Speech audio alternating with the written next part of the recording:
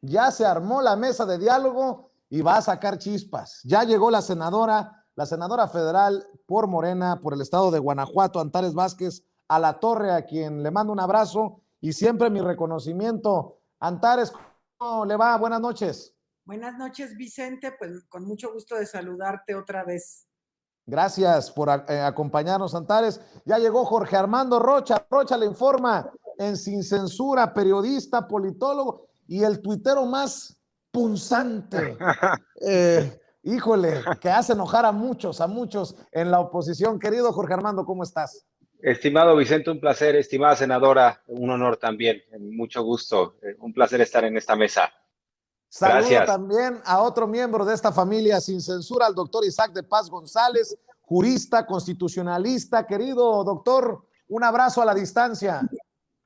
Un abrazo, Vicente, senadora, Armando, y público de Sin Censura. Aquí estamos. Igualmente, abrazo. Pues vámonos para dejar la víbora chillando, como dice su servidor. Oiga, por cierto, senadora, terrorismo fiscal, los de la oposición no tienen vergüenza. ¿Y qué tunda les puso? Yo puse aquí su intervención, la proyecté. No, ¿qué tunda les puso con la verdad en la mano?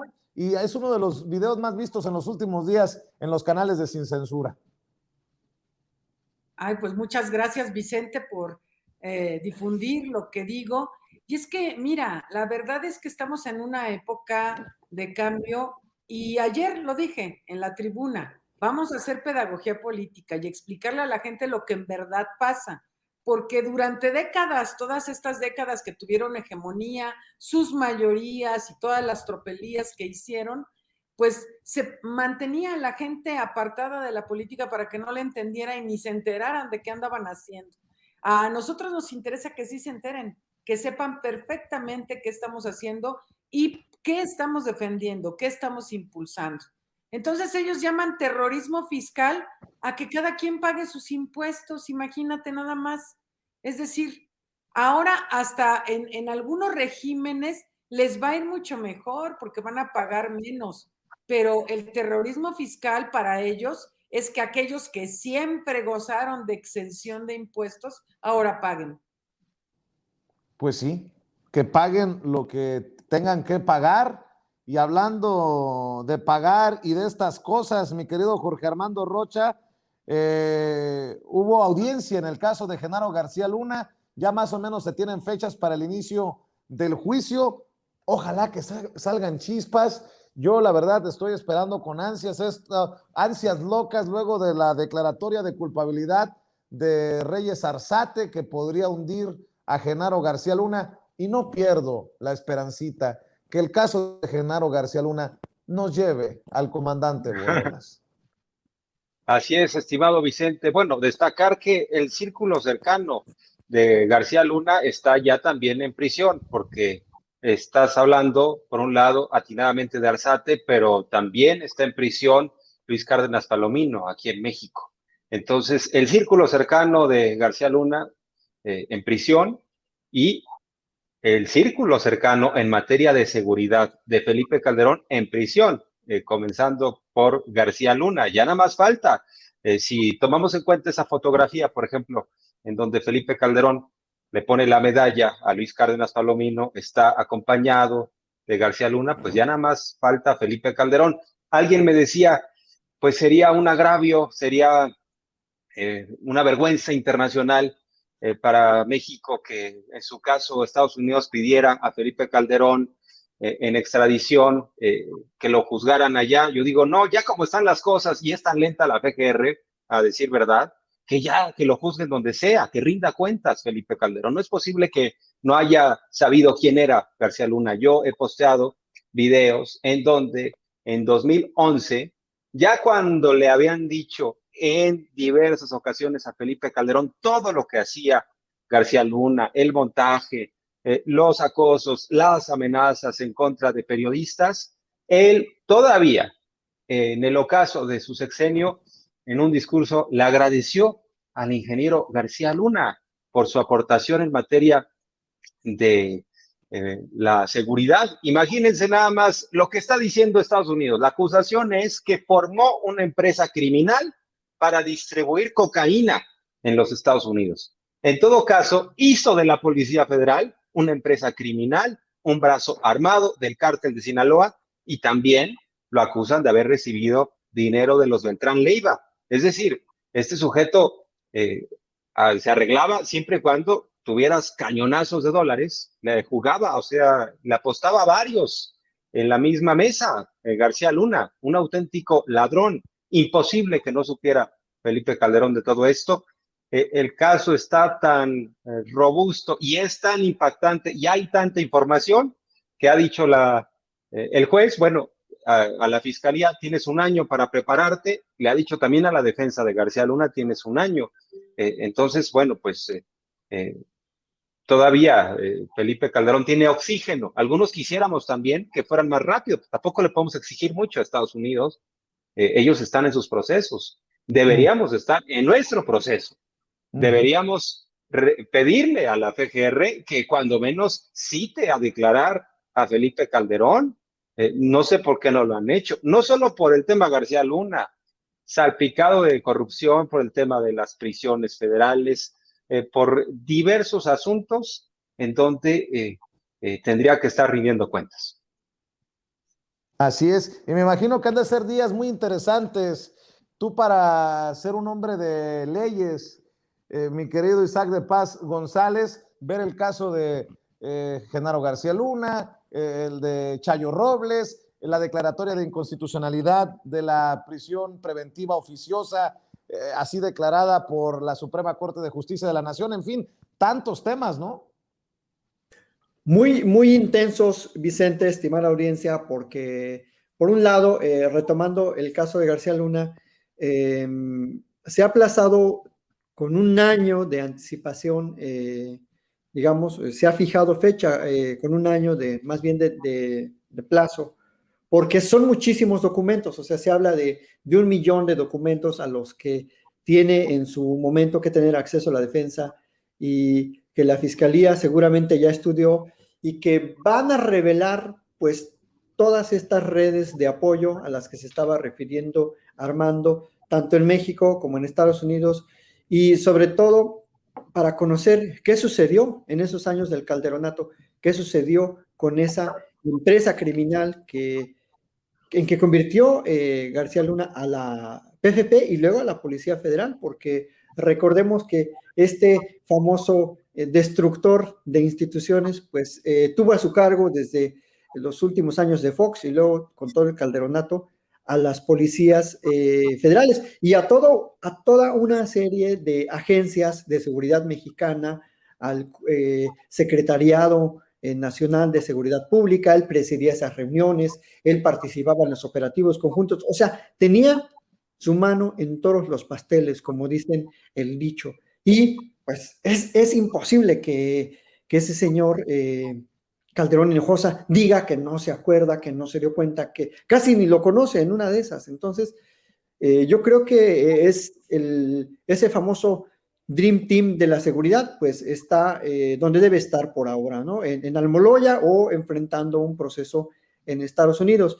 Y yo, al igual que tú, y yo creo que todos en el público esperamos que avancen rápido estas investigaciones, que se revele la información y que en México también la FGR le atice a los procedimientos para pues judicializar estos desfalcos al erario público con la construcción de las prisiones y luego esas concesiones privadas que han sido, francamente, pues han demostrado una serie de irregularidades, de ilícitos que afectan lo que más nos duele, ¿no? El presupuesto público. Entonces, sí, como bien lo señalas, es un momento muy intenso de situaciones legales y judiciales. Creo que por un lado está cambiando muchísimo el panorama legal. Antes no lo hubiéramos visto. Vimos, por ejemplo, en la época que detuvieron a Moreira en España, cómo la entonces PGR actuó para ir a rescatarlo. Casi le pusieron abogados y le certificaron todos los documentos habidos y por haber para traerlo sano y salvo. Entonces, creo que estamos viendo una transición muy importante, lenta posiblemente, pero creo que vamos bien en general, en ese rumbo legal. qué interesante lo que está mencionando el doctor Isaac de Paz González, mi querida Antares Vázquez Alatorre, porque hay panistas que tienen el descaro. Yo menciono mucho esta frase de mi papá, que hay que ser cochis, pero no tan trompudos, y se pasan en el panismo como la senadora Xóchitl Gálvez, que todavía juega con el si hubiera ganado Ricardo Anaya en el 2018. El hubiera no existe, pero si hubiera ganado Ricardo Anaya, no estaríamos conociendo todo este cochinero que está supurando, ¿no? En torno, por ejemplo, a Felipe Calderón. Estaba viendo esto de Odebrecht, que se revelan nuevos sobornos en México por más de 9 millones de dólares y ocurrieron cuando Calderón gobernaba entre 2006 y 2011. Carajo. Y Calderón no vio ni lo de Odebrecht, no vio ni lo de la tranza de las cárceles privadas, no vio ni lo de García Luna, no vio ni lo de Palomino, no vio ni lo de Arzate. No, pues entonces, ¿qué? ¿Se la pasó en el agua o qué? ¿Entendió el que entendió? Yo creo que sí se la pasó en el agua, Vicente, porque, mira, es muy importante para explicarle a la gente también, el poder legislativo, pues en el poder legislativo somos órganos colectivos, donde muchas personas fuimos electas y las decisiones se tienen que tomar entre todas y todos, pero el poder ejecutivo no. El poder ejecutivo es unipersonal y el presidente, que es el único electo, bueno, ese señor ni electo fue, pero bueno, suponiendo, dijeron que fue electo, es unipersonal, de tal manera que él delega tareas, pero no es que cada personaje, cada secretario, cada dependencia se mande sola. Todo tiene que ver con el Poder Ejecutivo y en ese momento la PGR era parte del Poder Ejecutivo, la Fiscalía Autónoma vino muchos años después. Entonces, tiene toda la responsabilidad Felipe Calderón como titular del Poder Ejecutivo al que pertenecía García Luna y todos los demás célebres personajes de los que se está tratando ahora este mundo. Y todas las historias de sobornos y todas las historias de terror de la escalada de violencia que hoy sigue sufriendo nuestro país, que se originó precisamente en el Calderonato, porque al declarar una guerra contra el narco, se generó una violencia pavorosa. Esta violencia estructural no solo a través de la guerra contra el narco, sino con otro tipo de acciones de gobierno que fue derivando en la violencia directa pavorosa que vemos y que además es muy ostensible, incluso en el último informe de seguridad pública en el que ponen ahí una gráfica sumamente ilustrativa en la que vemos cómo desde el 2006 comenzó la escalada de violencia y ya para el 2000, a partir del gobierno de Andrés Manuel, deja la tendencia hacia la alza y empieza a aplanarse y a ligeramente disminuir también la curva. Pero sí, efectivamente son de un cinismo atroz. Y mira, Vicente, corruptos ha habido muchísimos en este país, desgraciadamente, gente abusiva del poder, y han sido del PRI y del PAN. Pero la verdad es que los del PRI, todavía cuando se paran a discutir en la tribuna, a veces esgrimen argumentos, aunque sean falsos, pues, pero esgrimen argumentos. Los panistas no, Vicente. No hay ningún tipo de argumentación, es puro golpeteo, puro grito, puro show, que eso es lo que vimos ayer, terrible en la Cámara de Diputados, que llegan ya, rebasaron la línea, cualquier línea de lo que sea. Y en el Senado también, cuando tenemos estas 4 senadoras, porque además fíjate que llama mucho la atención que en el PAN decidieron delegar el golpeteo a las senadoras y a las diputadas, es decir, las mujeres. Y ahí hay una serie de cuestiones que siguen siendo violencia política por razón de género para ellas, pero que las usan ya sea para que alguien se atreva a contestarles y a violentarlas, o bien para que nadie les pueda contestar, porque al menos los hombres. Nosotras les contestamos y les contestamos con la verdad y con argumentos. Y no les gusta, se encienden. Ayer otra vez vimos a la señora Telles perdiendo los estribos, a la señora Marta Márquez, que ya no es capaz, si tú oyes su discurso es totalmente fuera de toda realidad, no dice nada, da vueltas y dura además 15 minutos gritando y a veces llora y así cosas. Y es terrible ver a Kenia López Rabadán, a Xóchitl, imagínate nada más haber dicho que si hubiera ganado Ricky Riquín Canallín. Imagínate nada más. Pero les decíamos, ay, pues sí, ¿verdad? Si hubiera ganado Ricky Riquín Canallín, ay, chin, pero solo les faltaron 15 millones de votos, pobrecitos, ¿no?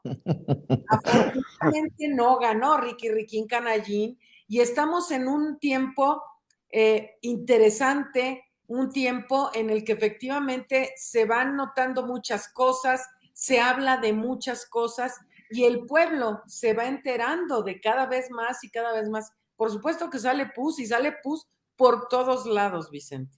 Híjole. Y hablando de pus y hablando de chillidos panistas, lo que ocurrió en la Cámara de Diputados, Jorge Armando Rocha, con la declaración de Manuel Bartlett, cuando dice, yo cuando dijo, me voy a portar un tanto grosero, dije yo, ya valió madre aquí la cosa.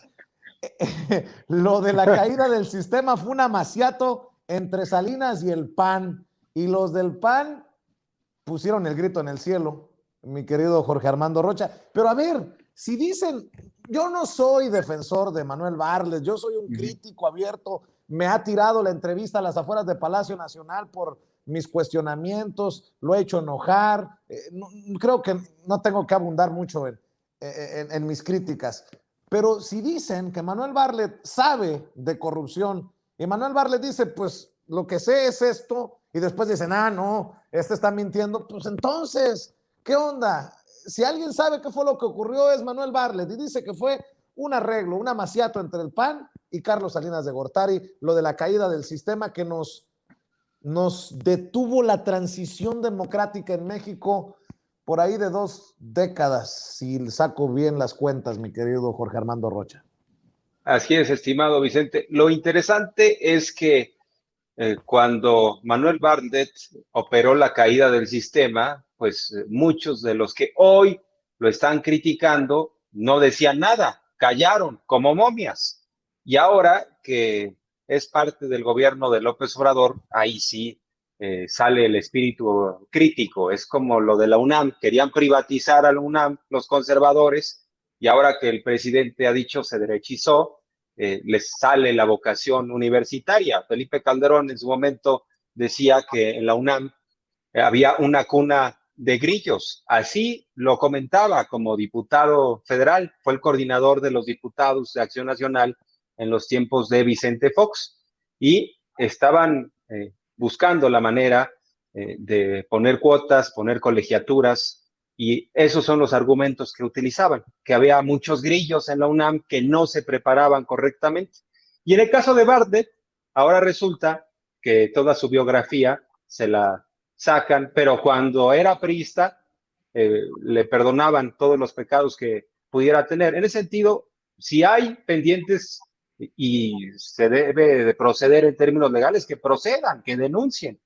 El punto aquí es que la comparecencia de entrada era en torno a la actuación de Manuel Bartlett como director de la CFE, y como hay carencia de argumentos, porque ya se les desmontó eso de las energías verdes, renovables, y ya se desmontó ese mito, pues ya no tienen qué decir, y se van sobre el tema de la caída del sistema. ¿Y qué dijo Bartlett? Fue un amaciato. Un amaciato, pues es una relación extraconyugal, ¿no? Entre dos personas, en este caso, entre dos instituciones, ¿no? Estamos hablando del Partido Acción Nacional y el propio Carlos Salinas de Gortari.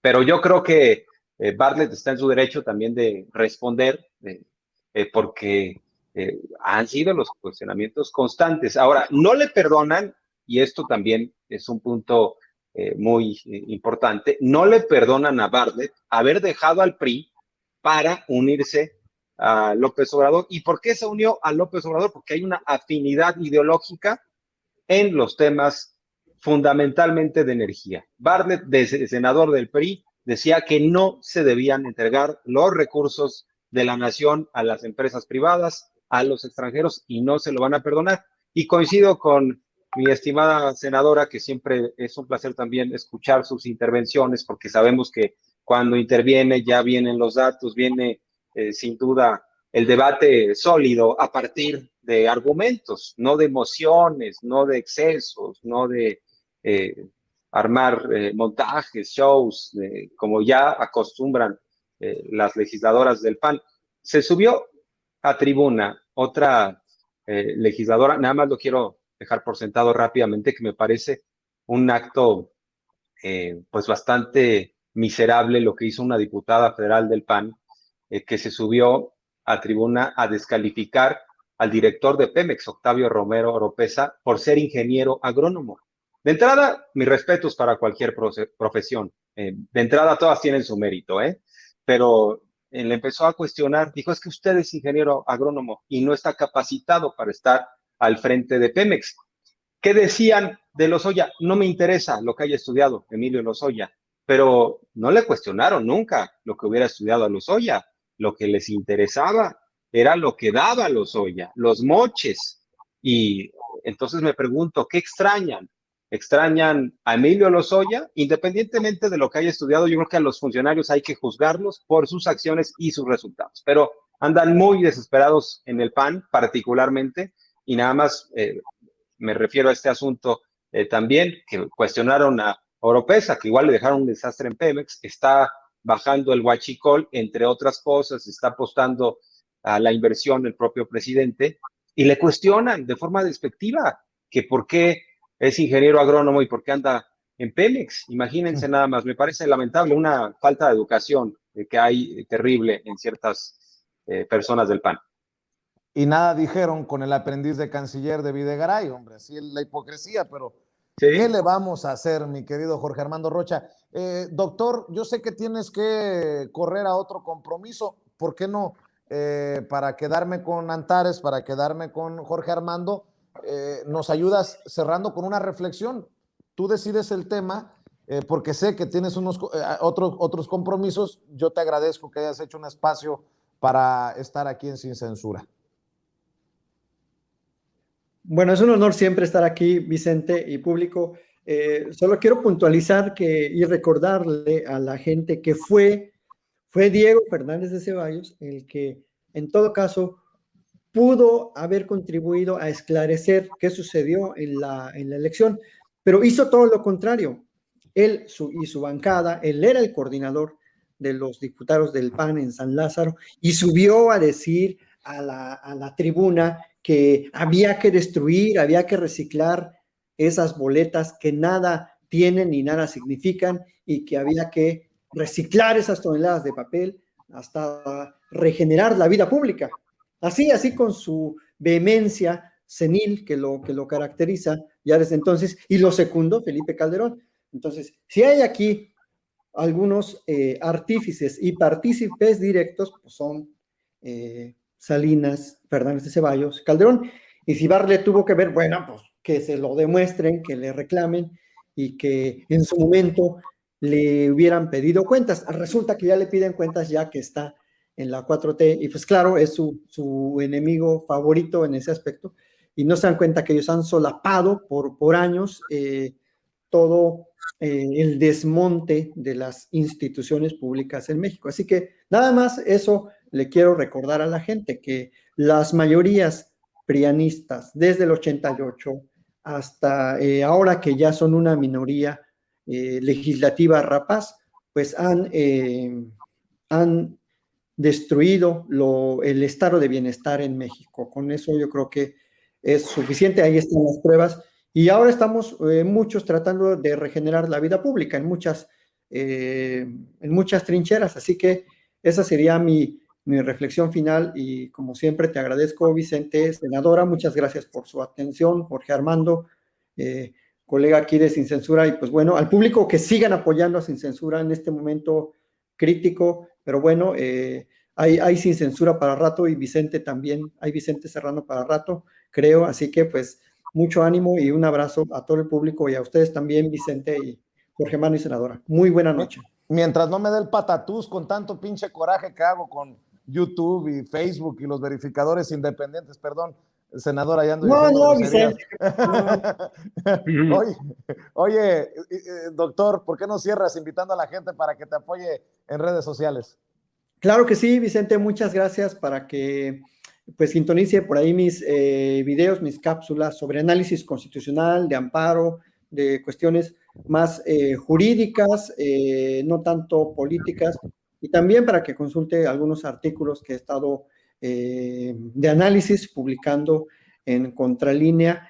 Y bueno, pues también que consulte mis artículos de investigación, mis libros, ¿por qué no? Muchísimas gracias. Y en Twitter estoy como Isaac de Paz, @Isaac de Paz, y en YouTube como Isaac de Paz González. Muchísimas gracias y hasta la próxima, estimado Vicente, público, y pásenla muy bien. Muchas gracias. Gracias, doctor Isaac de Paz González, hablando con nosotros sin censura. Me quedo con la senadora y con Jorge Armando porque hay un tema también que llamó mucho la atención.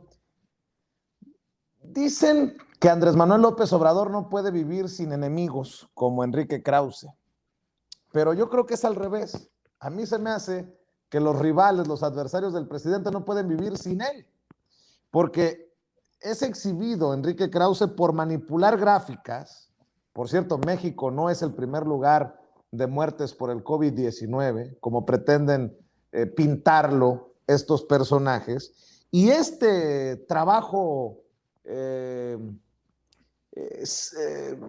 quirúrgico de Enrique Krause al manipular las gráficas es replicado por Calderón, por Claudio X González y por Lili Telles, todos exhibidos en esta mañanera, y eso sin contar al dueño de la UDG, y digo dueño con todas sus letras, a Padilla, y hasta Vargas Llosa se fue con su raspón político esta mañana en la mañanera, senadora. Mira, Vicente, la ventaja es que ahora el pueblo de México ya despertó y ya los conoce, porque son creadores de fake news todo el tiempo y todo lo que puedan utilizar para golpear al gobierno. Sin embargo, se les está revirtiendo. Ya para explicarle a la gente qué es lo que sucedió. Esta gráfica la sacó Krause de una página en la que tú puedes filtrar, por decir algo.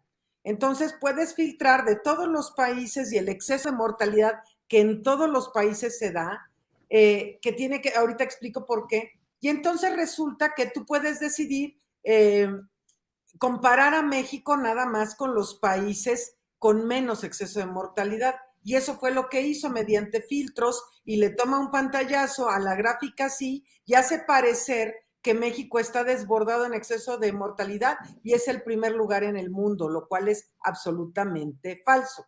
El exceso de mortalidad tiene que ver con las cuestiones no tipificadas y se da cada año, Vicente, porque mira, hay, hablando en términos de cómo muere, cuando muere la gente, hay quienes mueren en un hospital y entonces se emite un certificado de defunción que tiene ya un diagnóstico, porque médicas estaban atendiendo al paciente y ya tienen todos los datos y se establece y queda registrado así.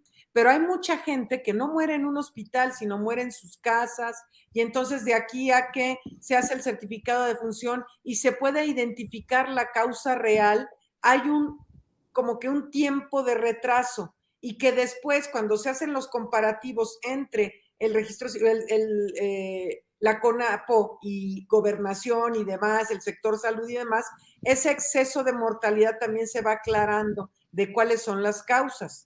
En México las causas pueden ser no nada más COVID, por supuesto, también puede ser diabetes, puede ser cáncer, pueden ser otras enfermedades que han azotado a las y los mexicanos desde hace tiempo.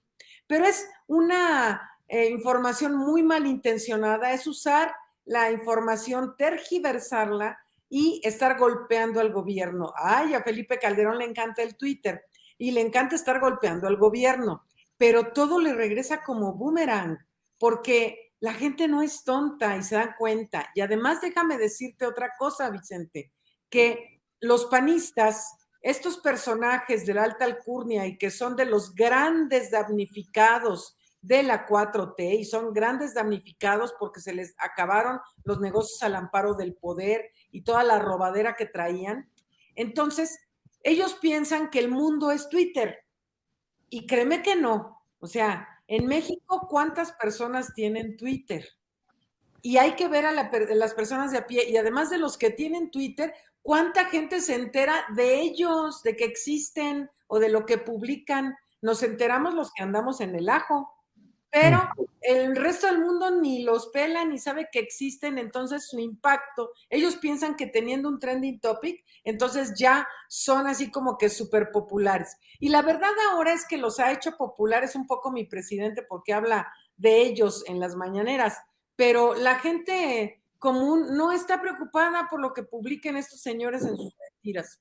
Entonces hay que guardar la proporción y hay que seguir informando al pueblo, que eso es lo que nosotros nos gusta hacer, y agradezco a medios como Sin Censura, que por eso te quieren callar, por eso te quieren censurar, porque eres un medio independiente que permite que la gente se entere de primera mano de la verdad, no de las cuestiones truqueadas. Jorge Armando, tú que también te la pasas en Twitter, ¿no te hartas a veces de estar, entre comillas, luchando y dices tú, ¿qué Krause no tendrá tantita vergüenza? Los Aguilar Camín, los Héctor de Mauleón, ya el colmo es este tour de medios que hizo Chayo Robles, veíamos a Juan Cepeda y a Claudia Ruiz Massieu en el Senado defender a la honorabilidad de la cuasi santa Rosario. ¿No te cansas de tanto, en serio, de tanto cochinero? Digo, porque a lo mejor yo soy el único negativo, el único, ¿no? Pero a veces se satura uno de tanto, porque son tantos medios, tantos comunicadores que parecieran estar en contra o comprados contra la 4T, que dices tú, carambas, ¿cómo le hacemos frente a todo eso? No, de acuerdo, totalmente con lo que dices, estimado Vicente. A veces uno quisiera ya tirar la toalla, pero yo creo que debemos dar el debate. Al final son periodos en los que uno se cansa. Además, te mandan a un grupo de acosadores, de bots, de ejércitos que están incluso tratando de sacar asuntos personales en todo momento.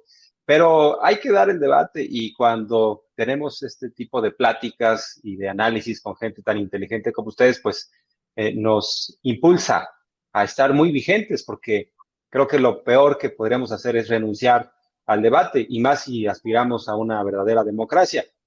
Ahora, por ejemplo, que estábamos en esta plática, se me ocurrió escribir esto. Enrique Krause debería ofrecer cursos de cómo mentir con estadísticas, ¿no? Pues yo creo que está para eso, Enrique Krause.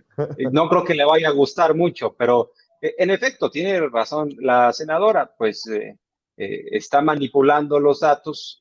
Lo cierto es que si revisamos datos de universidades de prestigio, pues estamos hablando de que México está en el lugar 15, en lo que hace los países de esta comparación de cómo nos fue en muertes por millón de habitantes. Claro que nadie quería un solo muerto, pues no es un tema de voluntad nada más, sino de analizar cómo estaba la situación. Nos fue muy parecido en términos generales a Estados Unidos. Yo sostengo que nos pegó como región el COVID-19 a Norteamérica, así como a Europa le pegó como región. Somos una frontera, o más bien prácticamente en términos del virus, pues no hay frontera, porque el virus no requiere de pasaporte y somos una frontera muy activa. Lo éramos mientras no sabíamos que ya estaba el virus. Cuando se enteró el mundo entero que había un virus, ya estaba en todas partes, y es un virus muy contagioso. Pero sí han utilizado estas narrativas, pero creo que no podemos renunciar al debate. Pero estoy de acuerdo, de pronto uno se cansa,